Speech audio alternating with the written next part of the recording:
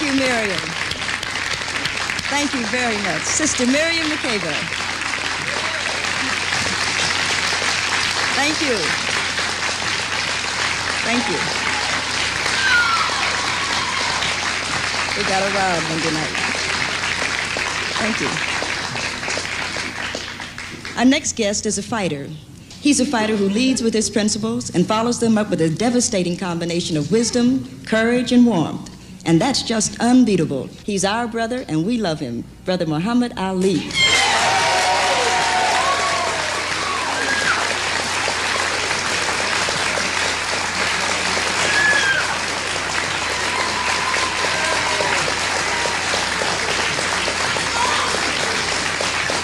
Love it. Hi. Thank you, Nikki. Thank you for coming very much. I'm really interested in Muhammad Ali the man, since you were a man before you were a boxer, and everybody always takes you into the boxing thing. But you know, I'm from Cincinnati, and you're from Louisville. Right. Yeah, and we used to see your family, your brothers, everybody. I saw Ali's brother today. Right. And we used to be very excited, but I haven't heard much about your father, your brothers lately. How are they? Well, my father, he's a commercial artist, and he's managing my brother now. My brother's boxing. That's and Marcus? He's doing Rahman. Used to be Rudolph, but now it's Rahman. And he's boxing, and he just boxed a few weeks ago in Ohio, and a few weeks before that in Chicago, and he's coming up pretty good now. He's soon will be one of the top 10 heavyweights in the world. Then he have to come and beat you. No, I wouldn't fight my brother. I'd retire if he got that good. if he gets that good, I'll just retire and let him take over. I've been here long enough. That's great. You and Belinda have 3 children? Yes, we have 3 little girls and 4 months on the way. One in the hatch. You've been into the father role lately. You got any advice you want to give them on how to rear a kid? Well, I don't know. All I know about is girls, and they give me all the trouble I want. You know, I'm never home much, and they don't know me. My Miriam, the older one, know me, but Rishim and Jamila, they don't know me too well. They're about a year old, and they give me a lot of trouble when I pick them up, but I have to start staying home more. But I don't know too much. I like to, I think that the wife or the mother should train them, and by the time they're 3 years old, they should be ready to go to some type of school with enough home training to give them a good start. It's very nice. Mm-hmm. So can we talk about the wide world of sports? You Right. don't want to talk Anything you want to talk about. Okay, because I didn't know how you felt about that. I saw the fight. I think they did it Sunday, something like that. And Right. they had you box, and they said, well, it wasn't important enough to show the whole fight, but they'd show a little bit. And then they laid some music behind it. What is it, shuffling along? Oh, yes, she's referring to Howard Cosell. Yeah. And, yes, he mentioned that the fight was a farce and that it shouldn't be shown on TV, and to show you how bad it was, they put music to it relating to certain moves and positions. But I consider the critics of the fight real hypocritical, and the reason they were hypocritical was because Buster Mathis, in the 12th round, he was semi-unconscious. He was right on his feet. He was out, ready to fall, and everybody was saying, kill him, you got him, you got him. And I just didn't feel right, you know, 2 black men standing there killing each other just for dominating a white audience. And, you know, to be paid $300,000 next day, and Uncle Sam take about 60% of it before I get it. So I figured, well, since they criticize boxing so much, saying boxing is brutal and fighters have died with brain concussions and hemorrhages and some precautions should be taken, I figured the best precaution would be if a man knows he's winning, he's got the fight under control, he see the man is hurt, and just lighten up and not try to kill him or hurt him. So I did this.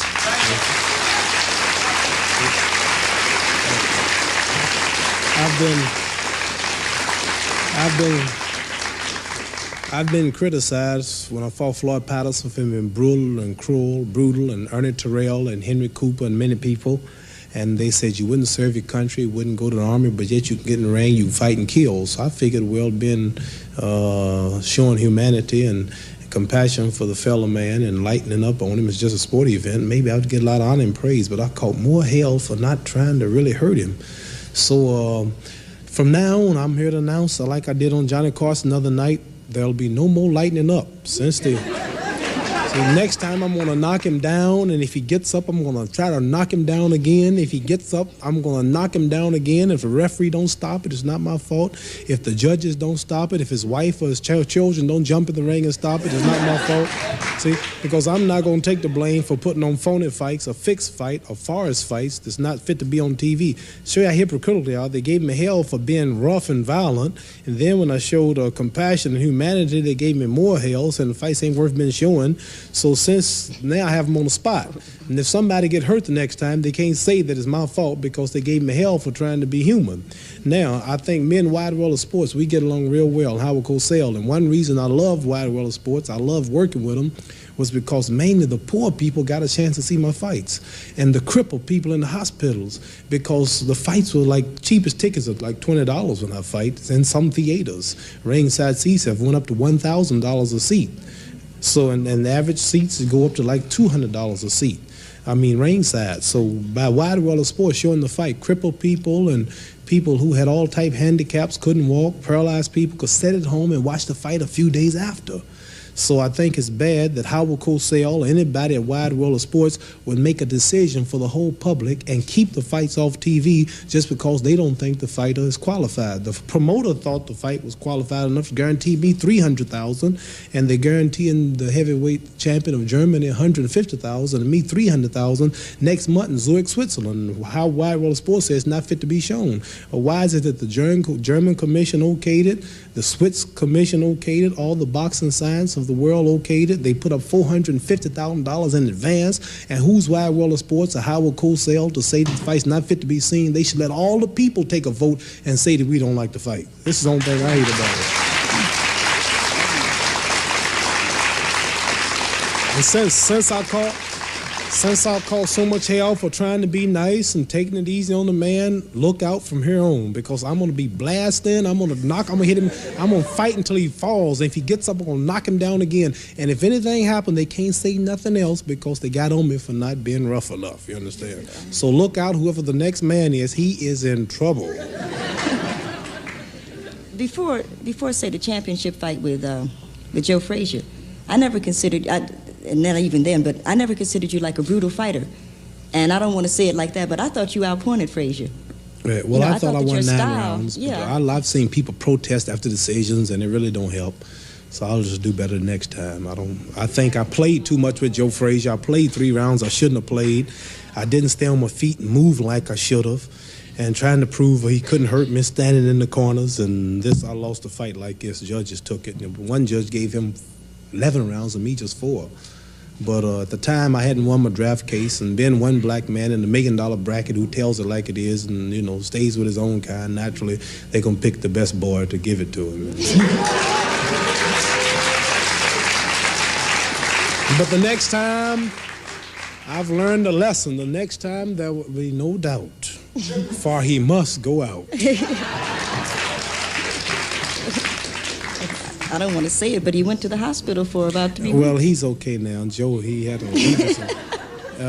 you know, I'm doing a boast about nothing like that, but he won the decision, but he took a terrible whooping. And he's recuperated now. And the next time it'll be better, but I hope he's all right physically. He hasn't fought since the fight. He hasn't been seen much since the fight. Well, he's been singing. Yeah. He's a pretty good singer. We can't get on him. He's a brother. He fought good. He can't box. He has no skill, but he hits hard. He takes a lot of whipping. And he hits real hard. He hits awful hard. He hit me so hard in the 12th round it jarred my kinfolks in Africa. There's some talk that Joe might retire. No, I don't think he'll retire because it's bad. It'll be bad on his image in the future to be a heavyweight champion and win the title and then get out and retire like you can't, like you're not good enough to hold it. Like after I beat Liston, the people wasn't satisfied to beat him twice. Then had to beat Floyd Patterson, and then George Chuvalo in Canada, then Henry Cooper in London, then Carl Miltenberg in Germany. Then had to defend against Brian London in London. Then had to come fight Cleveland Williams in Houston, back to Houston with Ernie Terrell. Then had to come back to New York with Zor Folan. Then they believed I was champion. So he beat me once. Now he's got to beat me twice. Then after he beat me twice, there's going to be some who say, well, he was off 3 years. years. I don't believe he's really that good. Let me see him whoop somebody else. It takes about 3 years to really get established as the champion. And for him to retire now, it would really hurt him. What do you think the future of boxing is? I don't know too much about it. Boxing is going to have to you have to have different contenders. They say boxing is dead now. It's because too many black people rule it. No, this is nothing like you go watch a basketball game in the high school and the same team split up and play each other. There's no interest. So out-of-town schools got to come in our college. And one side's rooting for their champion. When Nino Benvenuti was the middleweight champion of the world, or half Italy flew over to root for their champion. When Dick Tiger was the title holder in Nigeria and Hogan Kid Bassett, all Africa was watching the fights. And when Oscar Bonavino fought me in the garden, everybody from Argentina and the whole country, even the president said, if he can whip me, they'll meet him at the airport. See, like, it's interesting when you got different races and nationalities competing, but when one race dominates, which is us, then it's dead. You understand?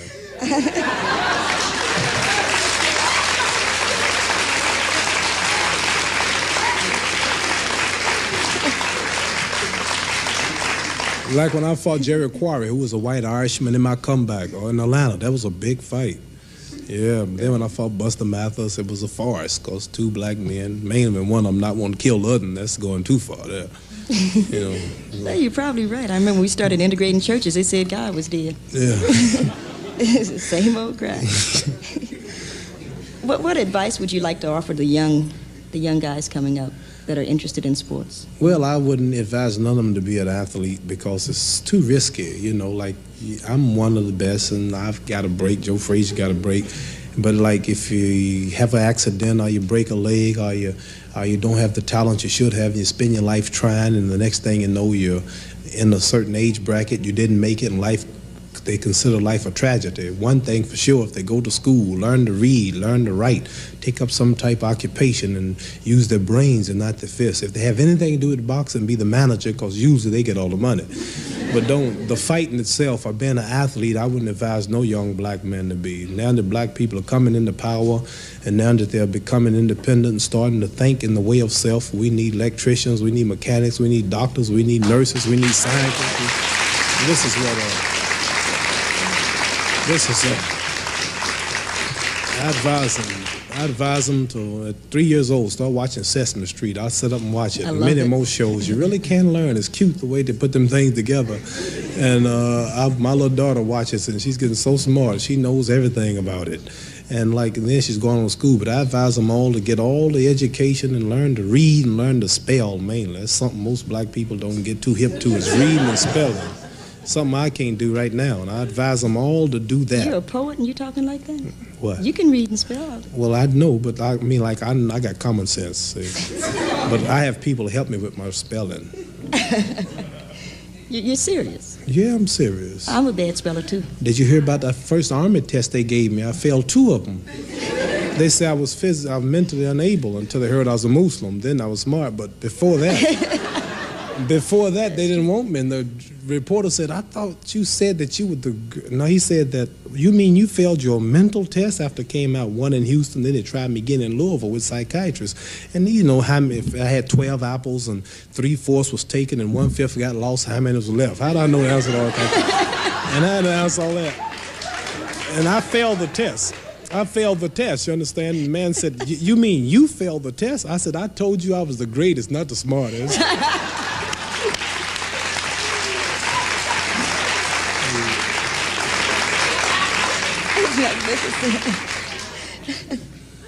I know I'm not supposed to crack up, but you're marvelous. No. I must say, I really adore you. And I think that I speak for probably... Thank you. You're a wonderful image to us all and an inspiration. You know, you really are. I'd like to reintroduce my earlier guest, the Delphonics, William Hart, and Major Lance. I really like them, too. Right. Young men, bright, sexy young men who sing a mean song. The Delphonics.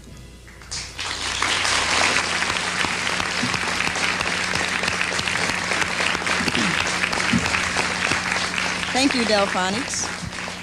Thank you very much. That's Major Harris, William Hart, and Wilbur Hart. I'm showing my age. Major Lance was a long time ago.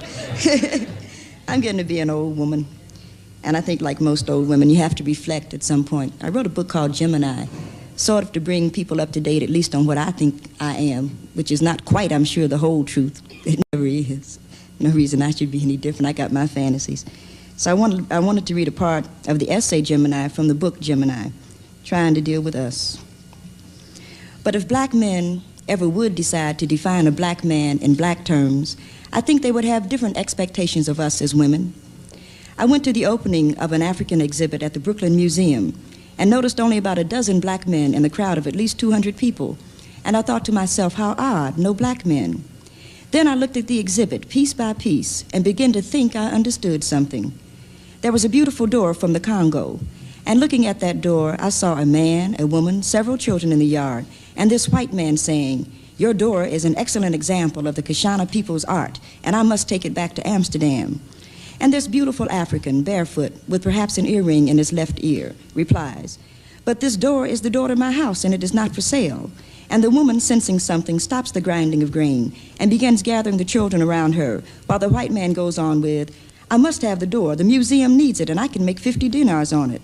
And the African rises to his full height on his long, light legs, tribal markings dancing slightly on his face, eyes clear and hard, saying, "My family needs this door. It is mine. My father left it to me as his father did him. You may not have it. It is not for sale."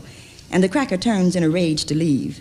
Then 2, perhaps 3 days later, the missionary comes up saying, "My son, your door is needed in a great country far away from here. You will be blessed by our Heavenly Father if you give your door to the merchant." And this magnificent African, stooping by his doorway, playing with one of his children, shakes his head. "I would be cursed by my ancestors. Go now, go away and leave us in peace." Then in the night the soldiers come with the guns. The African responds with a spear. The fire acts from the barrel. The woman screams. The children scatter, asking what is the matter. The man is stretched out in a pool of dark, murky liquid, and the door is taken down, hoisted upon the shoulders of the black mercenaries, walked to the sea, and freighted back to Amsterdam, so that it can be borrowed by the United States of America to show how the people in Kashana lived in 1582. And I began to understand why so few black men had come, because it was not a door at all, but dead ancestors murdered in their homes that they would see. Not a statue from Nigeria, but a raped woman, a slit throat, a burned village. And even as I saw that, I knew I would never understand the reality of being a black man. Men grow beards to protect the throat, have hair on their chest to protect the heart, have afros to cushion the head blows. And these things become aesthetically acceptable, if not preferable, but they always have their groundings in survival. My man and I can walk down the street together, and if some guy says something out of the way to me, it's an insult. To him, it could be his life. I can walk away from words and gestures and still be a woman. He cannot and still be a man. So little of a black man's existence relies on his acts. His women, mother, sister, lovers control his life, and generally so irresponsibly that it can be frightening. And sometimes black women aren't very nice for a lot of reasons. And sometimes we use our power against him for a lot of reasons. And I think some of the hostility is real and must be related to as such. We're angry, and so are they, but it's only when we admit it that we can get anywhere. I don't think a woman cares where she walks if you let her walk with you, and I don't think a man cares that a woman talks if she'll talk to him. And if we really understand we are born men and women, and it's our choice whether or not we stay that way, I think a lot will change. If now isn't a good time for the truth, I don't see when we're going to get to it, because I don't want my son to be a warrior, or to go to some school where some insensitive teacher asks him why I'm not married, or where some cracker thinks he can run my son down anytime, any kind of way he pleases. We need some happiness in our lives, some hope, some love. I didn't have a baby to see him be cannon fodder. Something more must be decided. If it's a real war, then he must be brave and true. If it's a mental war, he must be black and proud. But if it's the Wake the People Up war, Martin Luther King did that. Malcolm X did that. Stokely Carmichael did that. Rap Brown did it. And if people aren't awake, then perhaps the dreams are too good to be disturbed again. Perhaps black people don't want revolution at all. That too must be considered. And I decided to be a writer because people kept asking what would I become. And I couldn't see anywhere to go intellectually and thought I'd take a chance on feeling. I didn't want to get married, buy a 5-room house in the suburbs, and have lunch at Caproni's as my big event of the month. I could see becoming a bored, alcoholic social worker with a couple of kids I didn't want by a man I barely spoke to, and wondering at 35 what I'd done with my life. The second greatest thing that happened to me was getting kicked out of Fisk University because I had to deal with my life.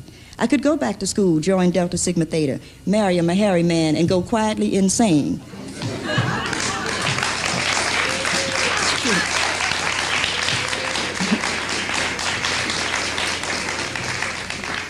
Or I could go on to live. And I think I wanted to be famous because my mother deserves to have the world notice her existence. And my family has worked too hard to be ignored. I don't think I would have cared much if it hadn't been for them, but they deserve more. Other people put a lot of time and energy into me, and they deserve something too. And love means nothing unless we are willing to be responsible for those who love us, as well as those whom we love. People don't just love you out of the blue, you let them. And people have loved me when I needed to be loved. So as an adult, I must give some of that love back to those who want it, or it would have all have been for nothing. I think I'm no different from any other colored girl who has to grow up and make decisions and live by them. I think we are all capable of tremendous beauty once we decide we are beautiful, or of giving a lot of love once we understand love is possible, and of making the world over in that image if we choose to. I really like to think a black, beautiful, loving world is possible. I really do, I think.